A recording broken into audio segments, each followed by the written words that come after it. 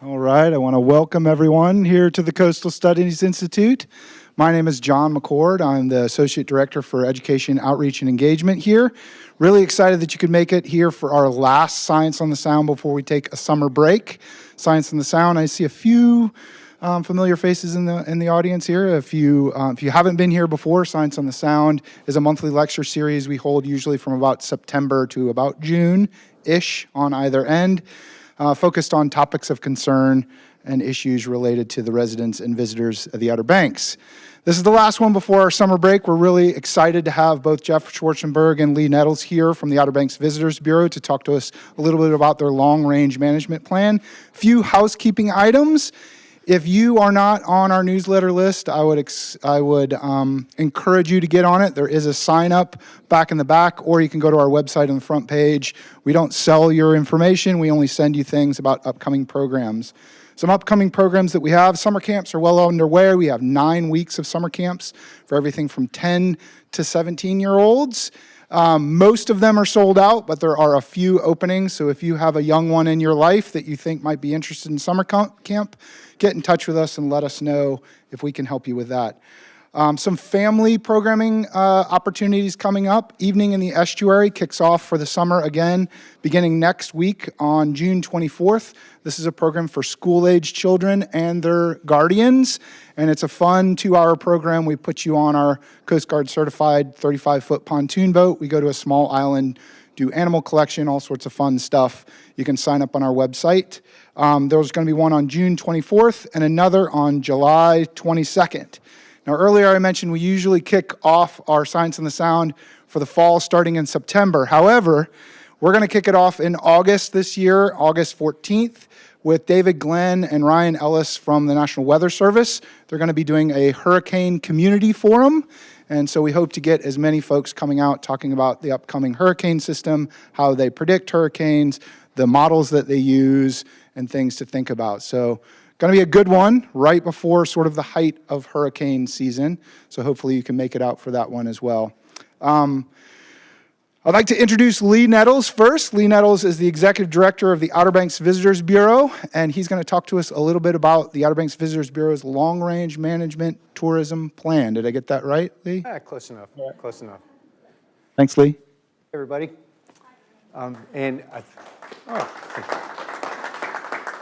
Thanks for coming out, and thanks for John, CSI, for having us this evening. We are going to talk about, you'd be forgiven for wondering, what the heck does tourism have to do with science? But actually, I think that it's that word, the finding balance, that balance is really in a lot of phases of science and trying to understand that harmony, both the positive and negative impacts of different systems and that kind of thing. And the same is true with tourism as well. I'm joined by my colleague, Jeff Shwartzenberg. He's the Community Engagement Manager at the Outer Banks Visitors Bureau. And so we're going to talk about this stuff. The first 2 items are me and Dare County Tourism. Dare County Tourism is kind of the who we are. And tourism's economic impact is sort of who we've been, kind of how you traditionally think about tourism, and frankly, how we've defended our activities for these many years. I'll be kind of focusing on numbers and dry stuff. Then I'll turn it over to Jeff, who's going to talk about the positive changes that we've made in destination management, the things that we're doing now to try and recognize that balance and work with the community more closely. And Jeff also has snappy videos and other graphics and stuff like that. But so now for the dry stuff. The Outer Banks Visitors Bureau, sometimes you've heard us referred to as the Dare County Tourism Board, Outer Banks Visitors Bureau, Outer Banks Tourism Bureau. We respond to all of them, and it's kind of, we actually are both of them. We were created through state law, the Dare County Tourism Board was. And the Tourism Board kind of references that 13-member governing board of directors. The Tourism Board actually had a meeting this morning at 9 o'clock around the corner in Roanoke Island at the Welcome Center there. It's pretty cool. The legislation not only created us, it gave Dare County Commissioners the ability to levy a tax, an occupancy tax, which funds our operation, funds the promotion, staff, and all that. But it also stated that you'll be governed by a 13-person board, and it laid out the different constituent groups that are covered by that 13-member board. Pretty cool. It's a long time, in 1992, I believe, we were created. So I have representatives on my board, one from each of the 6 towns, one from the Board of Commissioners, Dare County Commissioners. We have 2 public at-large seats, one of which has to be from Hatteras Island, according to the legislation. And then we have representatives from different constituent groups within travel and tourism. So Hotel, Motel, Restaurant Association, Chamber of Commerce, the property managers. That's pretty close. That's pretty close to 13. Anyhow, they were all there this morning. So it literally has representatives from one end of Dare County to the other, all points in between, geographically, but economically, different points of view. So it's pretty cool. Our stated mission through the legislation, again, is to promote year-round tourism, to promote tourism to Dare County's Outer Banks, with a particular emphasis on the less than peak months, the non-summer months. It's always been our intention to try and flatten out that bell curve so that our community isn't so reliant on June, July, and August, because as John mentioned, that also happens to coincide with hurricane season. We've had closed roads, bridge closures, hurricanes. We had wildfires one year. Any number of things can throw you off. And if you lose a week or some of that summer season, then it's really hard to make it up. So as a result, we spend most of our money, promotional money, a lot of our energy on supporting those other 9 months of the year. I already explained that. We have 11 full-time staff members. We have about 25 part-time staff members, and they service the 4 welcome centers within Dare County. We have an agreement with the Park Service where they own the buildings at Whalebone Junction at the entrance to the seashore. They also own the building at the Hatteras Weather Bureau station in Hatteras Village. But we provide staff to provide a welcome function at those 2. Our main center is at Aycock Brown and Kitty Hawk, and then we also have our main marketing administrative offices here in Roanoke Island around the corner. Before I leave this, I kind of explained, but I'll just say this. Dare County, we work cooperatively with Currituck, with Hyde, even with some regional groups to promote our area, but because it is legislated, what my focus is, and because the tax is on a countywide basis, that's why our emphasis and our focus is on Dare County. But I can work with other groups to still accomplish that mission. How we're funded. Really how we're funded is, John, yeah, woo, look at that. 1% tax on overnight accommodations, occupancy tax, and 1% of prepared meals, restaurant tax.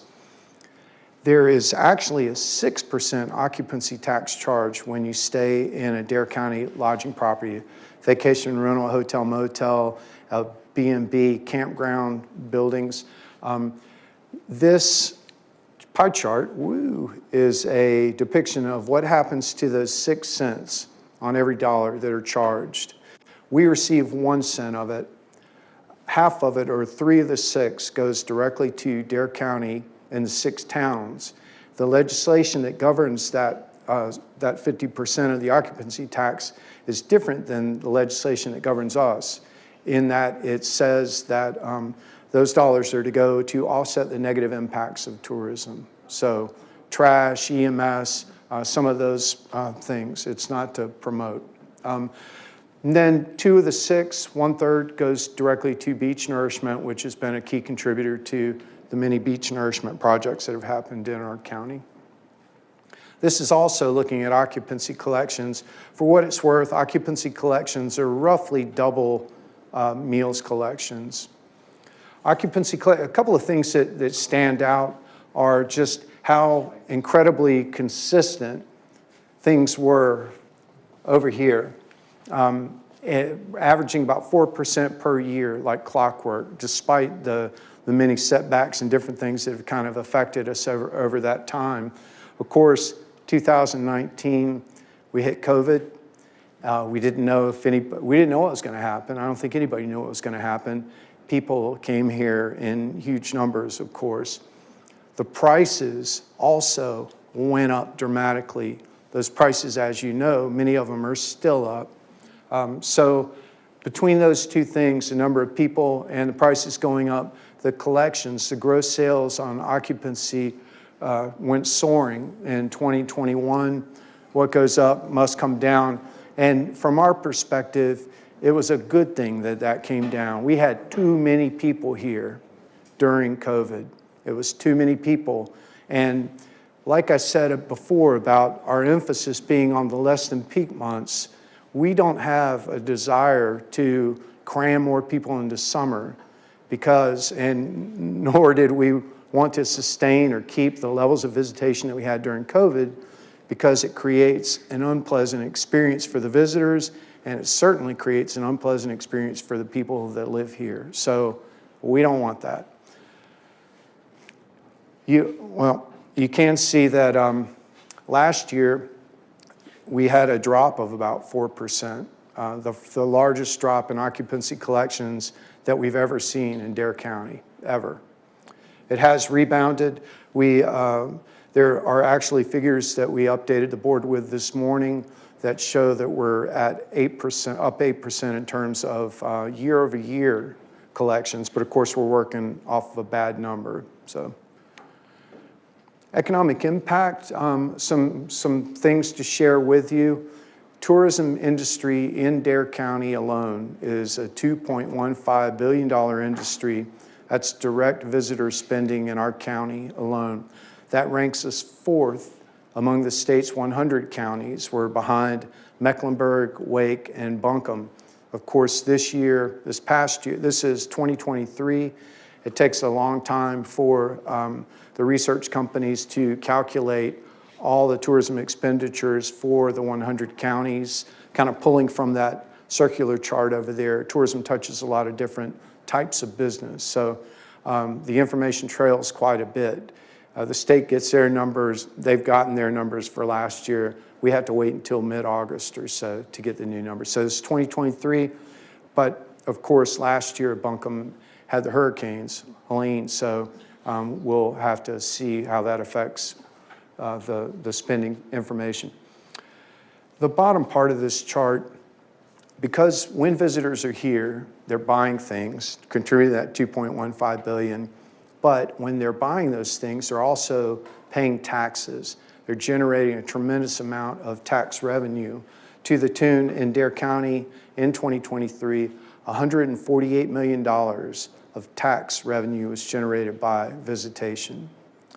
When you take that 148 and do it on a per capita basis for Dare County, that means tax relief of $3,891 per Dare County resident, which is far away the highest of all the state's 100 counties. Now, this used to be how we would defend the tourism industry. We would hide behind the big numbers and the tax relief, tax savings. But of course, tourism also leads to higher prices and it has other impacts. It's an incomplete view on what's going on. Continuing with the big numbers though, did you know that tourism represents over 45% of the available jobs in Dare County? In addition to helping to fund promotion of the area, our administrative expenses, it also helps to fund the grant programs that we administer. Over the years, those grant programs, the event grants and the tourism impact grants from our restricted fund have reinvested more than $25 million into Dare County. To be eligible for these grant programs, you either have to be a Dare County nonprofit or a Dare County governmental entity. So we keep that money local. A lot of different projects, a lot of different grants awarded over time. We're really proud of that figure, and we've worked with so many nonprofits over the years we, through the process coming out of COVID, we started thinking, I mean, the impacts were terrible in COVID. We really worked hard to rethink what we were doing as an organization and how we could use the power of tourism to do more good within the community. It's kind of the traditional model is equated to the little girl. I take your medicine, we know it's good for you. The big spending, the taxes, the job supported and all that, but it's not enough to come at it from that perspective. And so we really have moved from being a destination marketing organization to being a destination management organization. And now I will turn it over to Jeff, who will take you through some of the initiatives and some of the work we've been doing. Thank you. Thank you, Lee. Sure. Thanks for coming out tonight, everyone. Appreciate it. Do you have your thing on? Yeah. All right, so if we look at, let's see, let's make sure I got this right. All right, so this works for me. Excellent. So, as Lee mentioned, having that evolution from being a destination marketing organization to a destination management organization, of course, it's in our mission to still market, but having that mind shift, that mindset, really kind of looking at it through a new lens is something that it's not just us that we're doing this. This is happening across the country, in fact, across the globe, as it relates to tourism and destination organizations. So back in 2023, in May of 2023 to be exact, we unveiled our long-range tourism management plan, which is, in a sense, a 10-year roadmap of how we're going to responsibly grow tourism over time. Now, before I get too deep into this, I just want to take a quick step back. This didn't happen overnight. This was a part of about an 18-month process that involved a ton of community and stakeholder engagement and input to create this. Of course, we partnered with some leading tourism economic groups and consulting groups to help pull this together, but we had over 4,500 residents and property owners submit a survey, which was an astronomical response. We were super pleased with that. In fact, MMGY uses our case study here as an example of the type of response that every destination wishes they had. It just goes to show you how much people are invested in this place, whether you live here, own property here. Of course, as Lee mentioned, tourism has positive and negative impacts. Well, people wanted to tell us about it. We wanted to hear about it to create this plan. But we also had 2 town halls, one in Kill Devil Hills, one down in Hatteras Island. We had several stakeholder interviews. A lot went into the creation of it. We also had a task force, a 19-person task force that was very representative of our community, very similar to our tourism board, a lot of different groups and associations that were involved with that. Fast forward 18 months later, and we've got our long-range tourism management plan. For those of you who have seen it before, it's about a 40 or 50-page document, but just for you tonight, on the table back there, we have kind of a Cliff Notes version that really kind of drills down to the key strategic goals and some of the action items. So feel free to take that. We've got some other items back there as well that I'll mention shortly. So to dig into the LRTMP, and I'm not going to get too deep into the weeds on the nuances of, gosh, I think there's 22 strategic action items within the plan. But I do want to quickly go through what those 4 key pillars are, and you'll get a sense of what we're thinking about, again, the lens that we're looking through and how we're looking to grow tourism responsibly. So the first one, the first strategic goal is to strengthen resident and visitor engagement. The second is to adopt an integrated approach to environmental stewardship. We know that we live in a fragile environment here. How can we leverage the power of tourism to help protect and preserve the environment here, be better stewards of the place? The third strategic goal really is about building and growing community infrastructure. It just says infrastructure up there. Certainly roads, bridges, transportation, ways in and out of the Outer Banks is a key consideration that people brought to our attention. But this also includes things such as healthcare, childcare, education, community infrastructure pieces that are vital to our workforce and to our residents here. Last but not least, certainly not fourth out of importance, but collaborating to advocate for an increase in housing diversity for all residents. This obviously was something that came up quite a bit through the research that we did in creating the plan.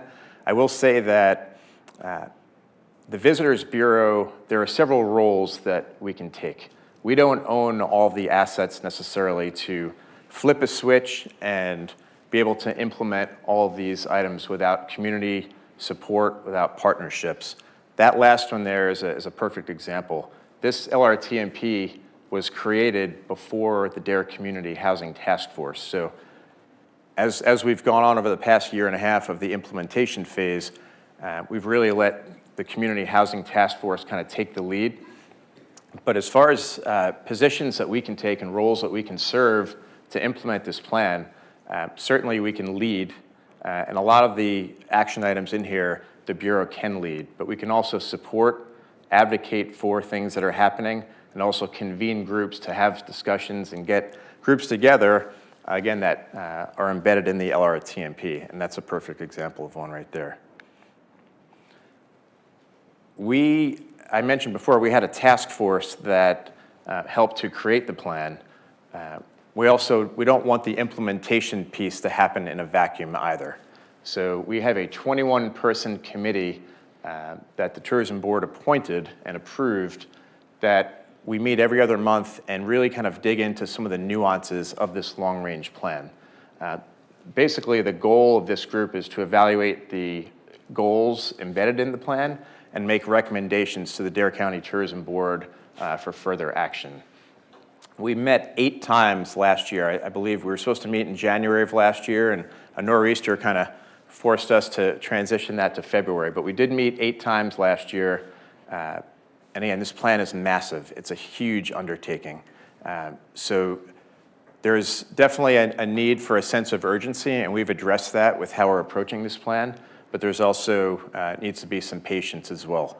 It's a 10-year roadmap. It's not going to happen overnight, but I feel like last year and the first part of this year, we've really made some good strides. We've had, again, 8 meetings last year. We've had 4 this year. We've got 2 more scheduled for 2025. Those meetings are open to the public, just like our tourism board meetings. So if you look on our website, which is outerbanks.org/LRTMP, we always have upcoming dates for our next meeting. So we'd love feedback. Again, we're not trying to do this in a vacuum. We're trying to be as transparent as possible. This group is very representative, again, of the community, attractions, Dare County representation, the tourism board, the education sector, environmental agency. In fact, Dr. Corbett from Coastal Studies Institute serves on this committee. He also served on our task force to help create the plan. So really appreciate his time, his talents, and huge amount of expertise, especially with goal number 2 on the environmental stewardship piece. Healthcare, infrastructure, lodging businesses, municipalities, National Park Service, nonprofits, the chamber.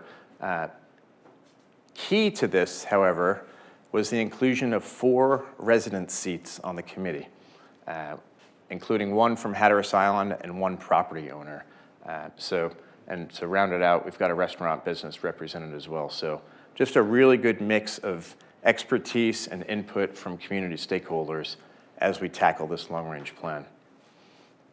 So as we get into a little bit some of the work that we've been up to over the past year and a half, we'll start with our nonprofit partnerships. And there are 2 pieces of the nonprofit partnerships that fall under goal number 1 of strengthening resident and visitor engagement. For instance, on the left there, you see a screenshot from a page on our website that we created where we created basically a nonprofit directory to where we have close to 100 nonprofits listed there. We know that we are able to connect and speak to millions of prospective visitors.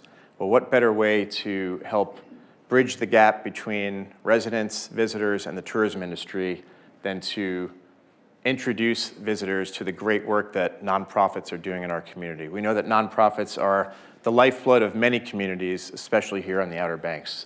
So by showcasing these nonprofits, not only are we presenting information about who they are and what they do, but we also link directly to their sites, and we also take it a step further, and I'll get into this more in a second, but we offer a link for people to volunteer with those nonprofits with different opportunities, which is pretty cool.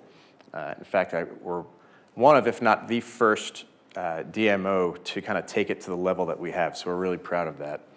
Another thing, you see that slide in the middle there, we have a super strong relationship with the Outer Banks Community Foundation. We created that nonprofit directory with them and kind of not trying to duplicate effort. We kind of joined forces to do that. We also have 2 key events every year that we co-host with them. One is the Nonprofit Mission Mixer, where we get nonprofit leaders, staff members, board members, and volunteer together, usually in the springtime at the brewing station, and really just have it be more of a social environment where they can network.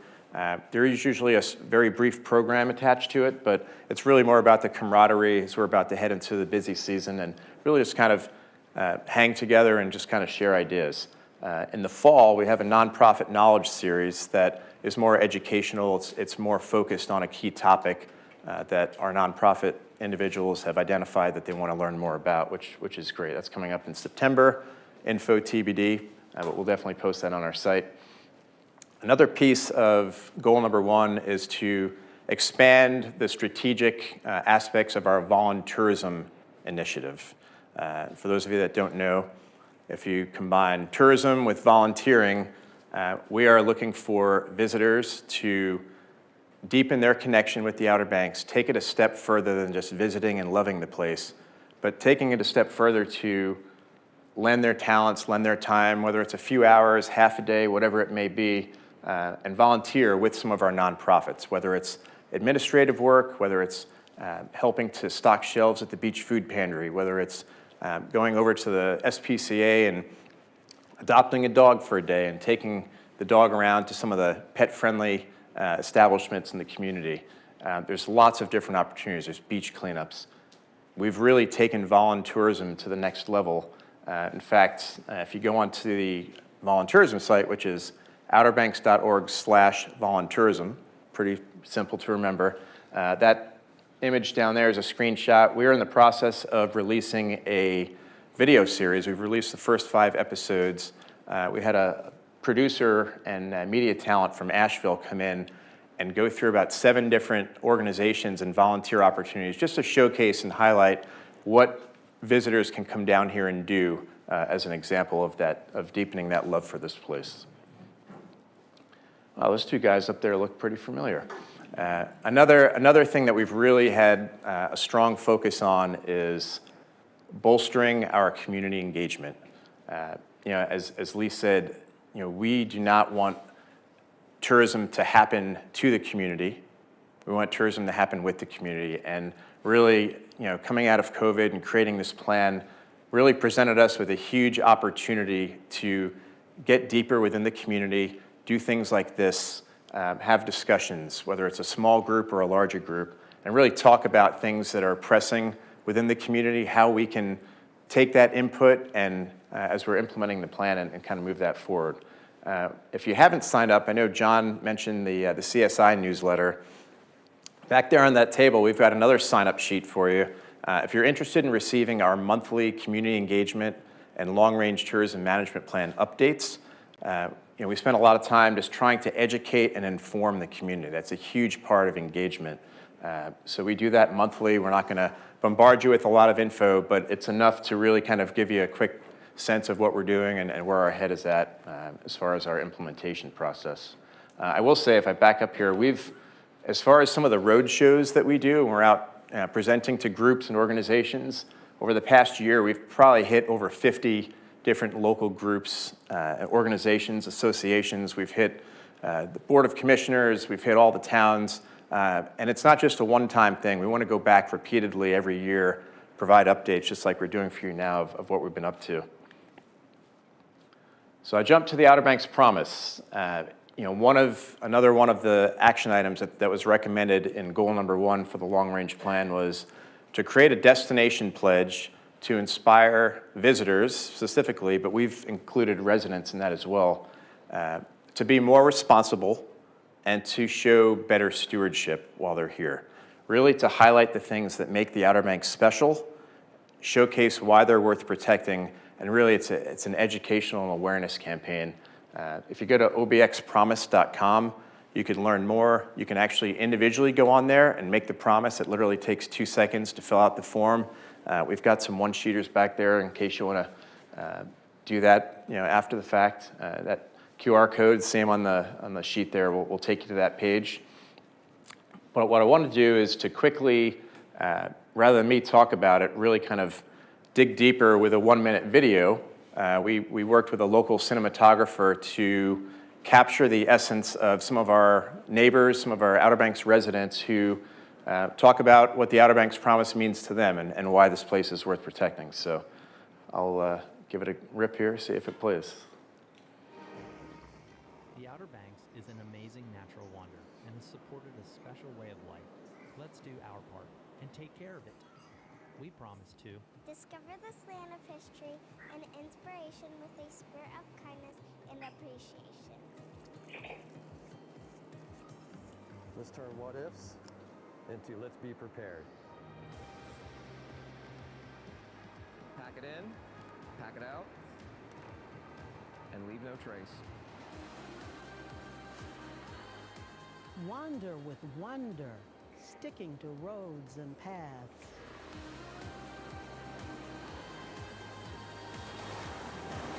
Love the beach, respect the ocean.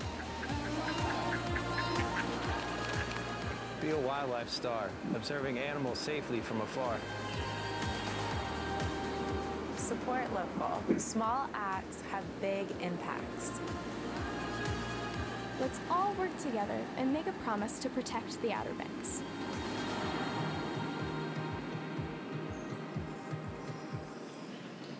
So that was something we actually rolled out 1 year ago. So we're really thrilled with how that campaign's going, and it's not a quick hit. We're going to continue to engage with the community. We launched that locally and introduced it to our local resident population first. Certainly now it's on our website. We've leveraged a lot of our internal assets such as social media, website, email, some advertising around it, obviously partnerships as well. But one of the ways we've really gone about as an example of community engagement is to work with local businesses to have 5 or 10 minutes to speak with a business or a group, an association, talk about what we're doing, what the Outer Banks Promise is, why we're doing it, and how it ties to the long-range tourism management plan. So over the past year, thankful that over 40 Outer Banks groups, association, businesses, including Coastal Studies Institute, top right there, huge shout out there, appreciate it, have made the collective promise together. Again, it just goes a long way, and this is really a great example of us not wanting to just dictate what's happening with tourism, but to really have tourism be a two-way communication pipeline. The lady in the lower right there, Karen Bachman, lives in Southern Shores, and she went out a couple of years ago to Sedona, Arizona, and Sedona had a destination pledge. She didn't know about it. She got out there, checked into her hotel, and boom, there it was. She learned about it, came back, told us about it, and it's something that's now embedded into our long-range tourism management plan. So it's a great example of us wanting feedback from all of you, from our community, and then finding ways that we can incorporate it into what we're doing. Again, just some additional photo ops. Again, the more we can get out there and tell people about this, we're all about doing that and engaging with the community. When you look at the long-range tourism management plan, and my position specifically, I was brought on board in August of 2023 as a brand new position. So I kind of treaded lightly when I got there to the Bureau, and I was learning as I was going, and destination management is relatively new. When you think globally, even across destination organizations, I will say we're so fortunate that it's not just me out there doing this work. This has really become part of the culture and the fabric of who we are at the Visitors Bureau. So these are just some examples of some of the PR, marketing, group sales efforts where we're actively out there, not just talking about come down and visit. We want visitation for sure. But we also want to highlight why this place is so special, and so much of that is rooted in the LRTMP, from our blogs to some of the work we're doing. The example there on the left side, the dark sky movement, a conversation that was had during one of our LRTMP meetings. Mike Remage from Jeanette's Pier was talking about all the great transitions of some of their lighting that they were doing to be more wildlife friendly, which they now just recently completed the second phase of that. So from that, we put it in our newsletter, another reason to sign up for our newsletter, and some of the local media outlets reached out to me to learn more about it, and poof, next thing you know, we're helping to amplify not the work that we're doing, but the work that our partners are doing. It's all about partnerships and collaboration. Lori Love, who's our group sales guru and our industry relations director, she had the Outer Banks Promise as the focal point of one of her huge trade shows in Philadelphia earlier this year. We just recently introduced our Outer Banks Accessibility Guide, and certainly highlight that on social media and through our digital guide as well. So again, all these are components of examples of what we've done, what we're going to continue to do, but like I said, it's really become the fabric of who we are as we move forward with tourism in Dare County. The Outer Edge. If you haven't seen these long-form videos, we just released back in January of this year, we have 6 long-form videos, and really, as you look at the lens that we're looking through tourism, we're doing things a little bit differently. Well, this is a perfect example of a different approach. Most marketing messages are short, brief, to the point. Videos are 15 seconds, or you lose someone's attention span. What we did here, we know, and we're out there all the time promoting the natural beauty of the Outer Banks. We're blessed with 3 national parks, 2 wildlife refuges, an amazing state park. We're home to America's first national seashore. But one of the things that makes the Outer Banks so special are the people that make it unique and different. So our approach with this campaign was to highlight the people and the passion of the Outer Banks, and to really kind of draw attention to those folks. So if you haven't seen these, there's 6. We're actually working on season 2, which hopefully will be out sometime early next year. But outerbanks.org/edge. I have another one-sheeter over there if you want to take that. But to just kind of tease a little bit, we've got one more video to share with you, just kind of introduce what this is, and hopefully you'll, if you haven't already, tune in and watch some of these episodes. Again, they're about 9-10 minutes long. There's 6 of them, so it's a little under an hour if you watch them all together. I will say that I looked before doing a quick research before coming in tonight. There's over 177,000 views of these videos on our YouTube channel, which is pretty remarkable for about a 6-month window of time that they've been live. I enjoy that feeling that the world does not center around us.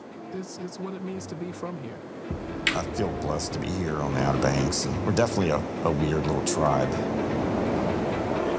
We're on this earth in a special location. There's like so many characters here and just so many aspects of life. Growing up, I knew exactly where I wanted to be. I didn't know exactly what I wanted to do, but I knew I could figure it out as long as I was here. I get to look out at the water every day. I get to be on the water every day. I couldn't ask for a better life. I don't think I've found any place that I'd rather call home than the Outer Banks. It provides refuge for my heart and my spirit. It's just a beautiful place.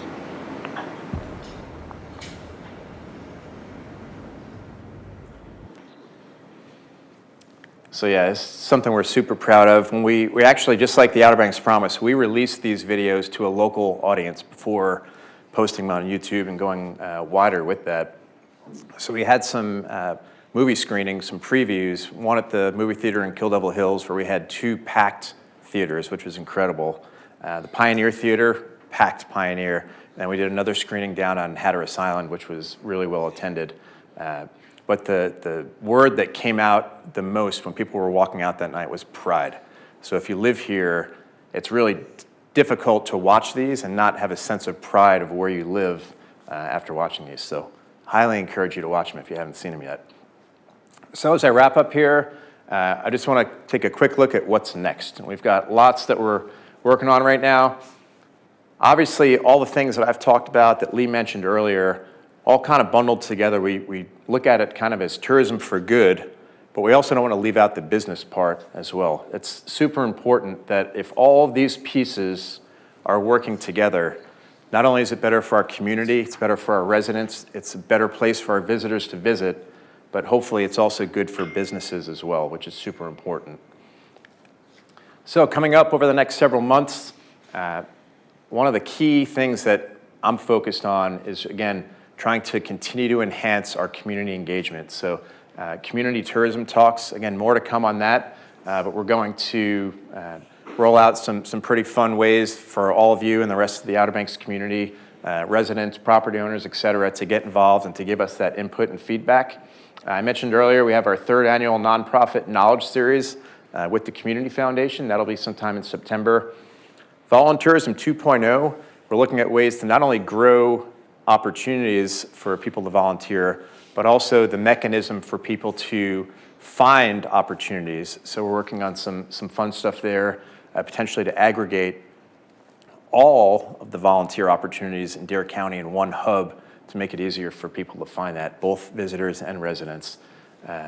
Part of Volunteerism 2.0, as we call it, we're working on a Tourism for Good Volunteer Week, where we're going to promote that to our visitor population, prospective visitors, to come down here. We're looking right now at October and identifying some key events where we know that those organizations will need extra hands and help, but also fill in that week between event 1 and event 2. The rest of that week, we have so much great opportunities here with some of our nonprofits that we're going to fill that week up with some really cool volunteer opportunities for visitors and for residents. Quick shout out our OBX Tourism Summit, our 11th annual Tourism Summit, takes place every November. This year it's going to be down at the Hatteras Marlin Club on November 6th. Visitor and resident sentiment surveys. We did a lot of research to create the long-range tourism management plan. We want to continue to gather that information, those metrics, so that we can formulate that baseline and see how we're doing, how are we progressing over time.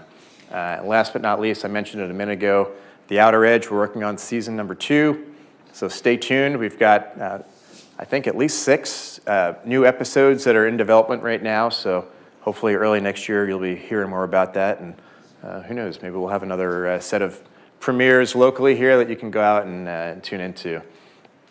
But I'll kind of end this by saying, again, that lens that we're looking through at the Bureau, and this is a question, again, it's part of our fabric, it's part of our culture. How can we leverage the power of tourism to do more good, not only in, but for the Outer Banks community? So with that, that wraps up my portion of the presentation, and I'm not sure how we're doing on time, but we could certainly open it up for any thoughts, questions, comments. And Got plenty of time for questions. okay. Parker has the microphone. Please, if you have a question, if you could use the microphone so the online audience can hear it.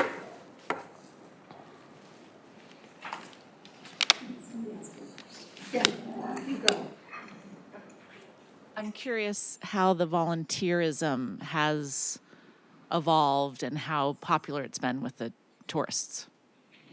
It's been really cool and rewarding. So some of these volunteer opportunities existed, of course, already. So what we were trying to do was just aggregate and help connect the millions of visitors that come into contact with our website and all that directly with the nonprofits to give them extra sets of hands and potential donors even for the nonprofits. It is challenging to figure out how to operationally for the nonprofits, how do we take these hundreds of thousands of visitors that are coming every week and train them? So making them aware is one thing, but getting them into that system is another. One of the things we realized is this is kind of where the non-resident property owners, the second homeowners come in, because if you can train those people one time, then they're coming back repeatedly. So that's been one of the unexpected things about it. To answer your question, though, we started off with that directory. We had 95 nonprofits listed, and about 45 of them now, 45 or so, have volunteer opportunities. And that number's just growing. And Jeff referenced Voluntourism 2.0. We're considering a software that will allow all the nonprofits to post their volunteer opportunities, and visitors can see that, residents and visitors can see those. So bringing all those volunteer opportunities, if I'm, right now, you don't have the ability to go on our website and say, I'm gonna be there the week of June 15th. You don't have that ability. It's a little bit of a hunt and peck. And so with this software, you'd be able to type in a date range and see the volunteer opportunities by interest type. So it's. Do you have any numbers of how many people have taken advantage of it? We don't have a number of the actual people that have volunteered in those programs because the nonprofits field that. We will, with this software, we would have a better way to kind of track that. The only mechanism that we have for tracking it now is just anecdotal by talking with the different nonprofit organizations that we're working with. And the fact that that number has grown so much says to us that they're seeing some benefits from it, seeing some results. It's cool. It's a great example of how we've fundamentally changed the way that we do business. We're here, we're legislated. There's a law that says you will promote Dare County's Outer Banks for overnight visitation with particular emphasis on less than peak months. But it was really an epiphany to realize that, hey, we can do that, but we can do it in a way that also really benefits the community directly. And now with every marketing thing that we have now, we ask the question, is there a way to tie this with a local nonprofit? So we're not just doing an ad for Jockey's Ridge, we're telling the story of Carolista Baum and the Friends Group and how these folks have come together to protect this state treasure. So I just can't emphasize it enough. It's been a relief, frankly, because tourism people, we have a constant tug of war between business. We want the businesses to be successful, but we also want the place to stay special. And if we do our job well, we're in that constant state of tug of war. Neither side can win. So this allows us to reconcile that and have all of it going in the same direction. That was a long answer, sorry. It's growing. We don't have trackable results. It's growing. That was a short answer, sorry. I volunteer with the community care clinic of Dare, so that's where my question came from. And I run our twice a month food bank, food distribution event with the help, through the food bank at the Albemarle. So I guess I was just trying to figure out, has it made an impact on some of the organizations and how we could implement that, especially on my, a food distribution event is pretty easy to hop in and bring the kids and say, okay, we're helping. But I guess if you had a website where they could sign up, that would really facilitate that. So we could maybe take 4 volunteers, at each event. We'd love to work with you on that. 50 people show up. So I'll definitely follow up with you guys on that. Yeah, please do. I know Community Care Clinic is listed in the nonprofit directory there, but to Lee's point earlier, it's informative, that volunteerism page now. We've got the videos on there, kind of the why behind what we're doing. We've got the events that are either organized or benefit nonprofits as well. But there's really currently, as we look at it critically of how can we improve this program, there's really not that great way to say, I'm going to be here from X date to X date, spit out the opportunity so I can then pick and choose like what might be best for me, my family while we're here. So this system will not only do that, make it easier to consume, but to Lee's point, the metrics which we've struggled with a little bit, it'll track volunteer hours and a lot of other metrics that will be beneficial for the nonprofits to be able to then go back and say to their board of directors, here's how many volunteer hours we've captured this year and people have donated to us. So yeah, one of the things that we do struggle with a little bit with this program is not every nonprofit has a initiative or an opportunity that's just ready for someone to just jump in without extensive training. The aquarium is a perfect example. You can't just have a visitor show up, train them for 5 minutes, and next thing you know, they're educating visitors on the touch tank. But nonprofits such as the aquarium, they wanted to be involved, so last year they organized some beach cleanups to be able to participate in some way, shape, or form. But it's growing and it's evolving, and it's exciting to be a part of it. Yeah, and I think with the clinic, we would love to be more involved with the community and with the tourists, but of course HIPAA and so many of the jobs that are there, would not be open to people. But if we could integrate at least maybe this food distribution event and maybe come up with a couple other things. And part of it's getting the word out about the community care clinic, because a lot of our locals don't even know about us. So. Sure. Thank you for your work in the community, first off. One traditional way that we can help is to potentially help to fund any events that you would put on. And we can also, of course, drive volunteers for those events to help you pull them off. We have a lot of great nonprofits. The events are, if you've ever served on an event committee for a nonprofit, it's a lot of work. So it's one area where it kind of all comes together. We'd be happy to work with you, though.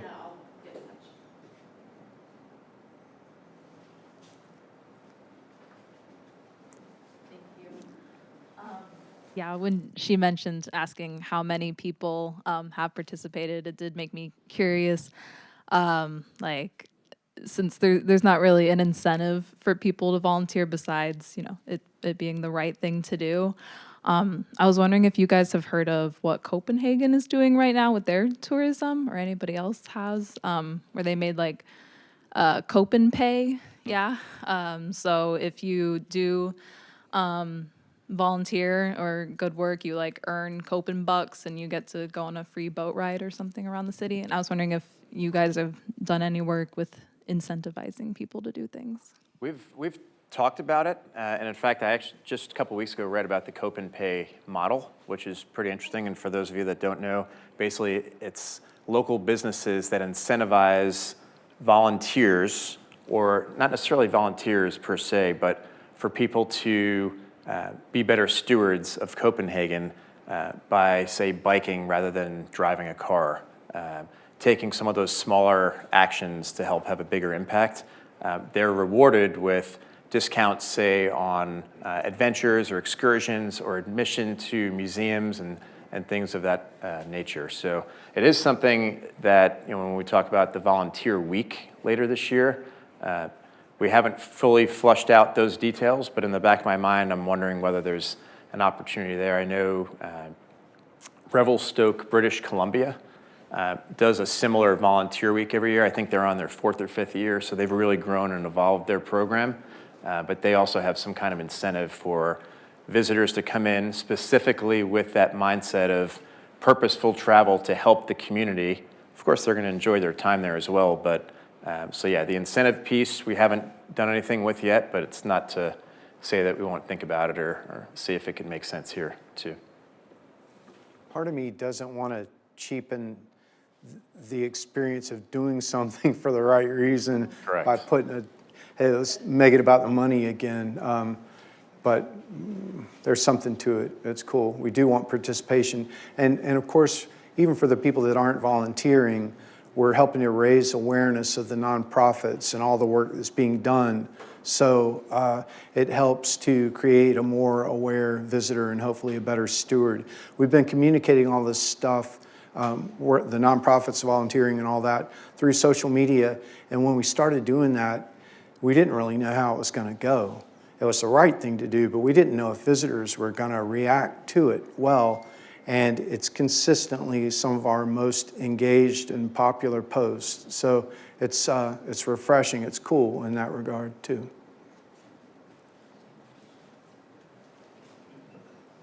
Thanks, Lee and Jeff. This was a really nice overview of all the work that y'all have done. And I appreciate that you've ended with this slide, not only with your email addresses so folks can reach out to you, but Jeff, also to have your title up there. I think that's a really unique aspect of the commitment that the Visitors Bureau has to destination management, and having a position like yours dedicated to connecting with the community. I wonder if maybe both of you could speak a little bit on sort of where you see other visitors bureaus engaging, and kind of like give us a sense of, I think you're kind of leaders in this space in terms of having these opportunities, like having a position with a community engagement manager. What are some of our other destinations doing? We've talked about Copenhagen, British Columbia. What are other folks doing in this space, and kind of where do you see yourself sitting in that? Yeah, I'll jump in real quick if you don't mind. So there, as we mentioned earlier, there is a big transition going on globally from destination marketing organizations to destination management organizations. So you do see more and more of positions like mine, or advocacy positions, being created for those organizations. When I mentioned earlier, when I first started, it's like kind of feeling my way through of like, all right, I have this 40-page plan. Now, what do I do with it? How do I navigate this? So I reached out to, I did research. There are a lot of other DMOs that have long-range master plans for their communities. So I've reached out to quite a few of those organizations around the country. Some of them include Aspen, Colorado, San Luis Obispo, Lake Tahoe, Durham just completed their master plan about a year or so ago. There are quite a few that I regularly, Jackson Hole, Wyoming, that are out there where I have regular conversations with these folks. In fact, we have a call tomorrow. I usually talk every other month, but it's a really great opportunity to be able to share ideas, to compare notes, to really get some best practices of what they're doing. And there's no better way, no better form of flattery than to borrow someone else's idea and put your own little twist on it and call it your own. But it is something that's evolving. There are conferences now that are really kind of focused in on this part of the industry, which really hasn't been the case in the past, and even breakout sessions in larger tourism conferences around the country focused on destination management. So I think it's something that's not a trend. I think it's just the evolution of the travel and tourism space. We're super proud to be towards the front of that that pack there, helping to lead the charge, but there's a lot of great work being done. I'm inspired every day by some of the conversations that I have and the articles I read about what other places are doing, and just kind of keeps your mind constantly spinning of what more we can do and how we can do it differently. Well, first of all, Jeff's done a great job. He organized that peer group out of nothing, and now it's across the country, and really sharing ideas and kind of elevating everybody, which is cool. It's a burgeoning space. I mean, it's really kind of coming together. One of the things that was particularly interesting to me as the director, we created this new position, this new thing. And I mean, everybody's familiar with like consultant plans that can collect dust. And this has not been that at all. In fact, the thing that's interested me the most is how I'll have a conversation with Jeff, and it'll occur to me, hey, we need to pull Aaron in for public relations, or Lori with group sales and social media. So like all these things are connecting, and all of our little circles are overlapping a lot now, and we're really kind of coming to the point where the influence of the LRTMP has changed our advertising to, instead of, hey, come on down, we've gotten to outer edge and really trying to express who we are as a community and let visitors know we want to welcome you into this community, but with that comes a responsibility. So it's been really, really great and just satisfying, and it's continuing to kind of evolve, but not competitive at all. It's been awesome. Yeah, I'll say real quickly, it's to that point of not competitive, it's such a collaborative space. If you go to a tourism conference, certainly you're vying for visitor dollars, but those are some of the most collaborative conferences and settings that you could ask for in any professional industry that I've been a part of. It's the hospitality industry. Yeah. We're supposed to be kind and friendly. There was a question in the back, I think. Yes, we've got time for one more. I wanted to commend you on your work and your enthusiasm. I think this is wonderful for the area. I've been here about 20 years. What? Closer to my mouth. Okay, sorry. I'm wondering if you did, in fact, dovetail with the growth locally and their management plans for growth, and if there's going to be much growth, because there really isn't that much buildable space left, I don't think, although Saga may argue. I hope not. But I'm wondering if in your collaborative efforts, you might address water quality with all the septic tanks in the McMansions. It's sort of mind-boggling. Public transportation is something else I mentioned 10 years ago and was told that the tourists won't do anything like that. They want their SUV. Anyway, and also recycling. Driving past the garbage cans on the beach road gets very disheartening after the beach parties. Thank you. Sure. Well, and ironically, with recycling, I would say that almost more of our visitors come with that expectation to be able to recycle, and we're not able to fulfill it, which is a bummer. The items that you mentioned, transportation, housing, of course, is in there, traffic, childcare, all these things are huge infrastructure issues that are only compounded and made more complex with additional growth. And the septic systems, water quality, ironically, the septic systems prevent more development from happening. So everything's a balance, which is why it's so important on that long-range committee that Jeff mentioned that we have a really broad range of perspectives on there, including Dr. Corbett. We have other environmental interests. I mean, it's even broader representation than the tourism board with education and healthcare. And it's kind of just recognizing, hey, these are huge issues that we aren't going to solve overnight, but we've got to get the right people talking about this stuff. And I think we all need to just be real too and understand that it's all connected. And what we're trying to do is find a balance in there somewhere. So you're right, it's an ongoing effort. So it's encouraging to me at least that that group is together and engaged. The Housing Task Force is another group that is really kind of committed to that process. We need to be able to honestly say, hey, here's what we're doing wrong.